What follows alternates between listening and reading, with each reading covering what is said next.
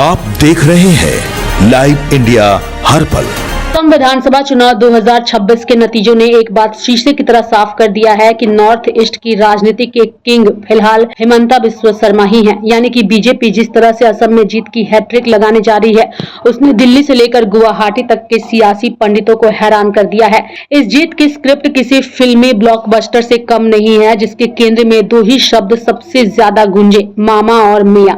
एक तरफ हिमंत राज्य की महिलाओं में मामा बन गए हैं, जो कि एक कामयाब इमोशनल कार्ड बन गया, तो दूसरी तरफ मियां पॉलिटिक्स को टारगेट कर ऐसा ध्रुवीकरण किया कि विपक्ष के पास डिफेंस का कोई मौका ही नहीं बचा। असम की बात करें तो आज यहाँ पर छोटे बच्चे हो या फिर बुजुर्ग महिलाएं, सबके लिए हिमंता बिस्वा शर्मा सिर्फ मुख्यमंत्री नहीं बल्कि मामा हैं। यानी कि राजनीति में अक्सर नेता खुद को सेवक या प्रधान बताते हैं, लेकिन हिमंता ने पारिवारिक रिश्ता कायम किया और इस मामा ब्रांडिंग के पीछे छिपा था महिलाओं का एक बहुत बड़ा और वफादार वोट बैंक।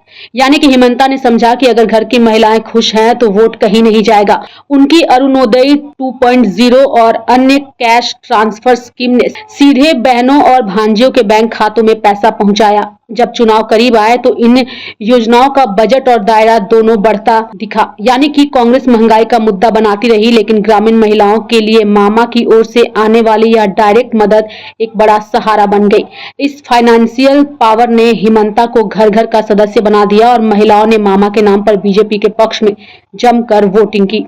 असम चुनाव में जिस तरीके से बीजेपी ने कार्य किया और कांग्रेस और साथ ही झारखंड मुक्ति मोर्चा ने जिस तरीके से अपना गठबंधन वहां पर नहीं बनाने की कोशिश की, इसका भी फायदा हिमंता बिस्वा शर्मा को मिला। और यही वजह है कि जो हिमंता को वोट पड़े हैं वह उसका फायदा सीधे तौर पर जेएमएम को भी जाता है, चूंकि कांग्रेस और जेएमएम के वोट आपस में बिखर गए और इसका सीधा फायदा बीजेपी को असम में हुआ है। यानी कि अगर कांग्रेस और जेएमएम का गठबंधन हो जाता तो शायद परिणाम कुछ अलग होते। यानी कि जिन विधानसभा सीटों पर बीजेपी को बढ़त मिली है, उसका असर यही है कि वहां पर जेएमएम ने भी अपने कैंडिडेट उतारे थे और यही वजह है कि वोटों का बिखराव कांग्रेस और जेएमएम के बीच साफ तौर पर नजर आया।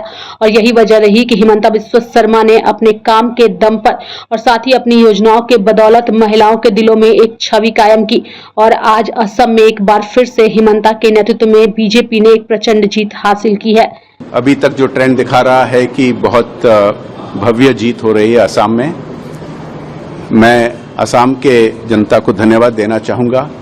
हमारे पृथ्वी के सबसे लोकप्रिय नेता आदरणीय मोदी जी के लिए और यहाँ डबल इंजन सरकार को जो समर्थन दिए हैं, ये असम के लिए, असम की अगली पीढ़ी के लिए, देश के लिए बहुत ही महत्वपूर्ण है। वेस्ट बंगाल के बारे में क्या बोलना चाहिए? वेस्ट बंगाल में भी ऐसी स्थिति है जो दिख रहा है। ये देश के लिए बहुत ही महत्वपूर्ण जीत होगी।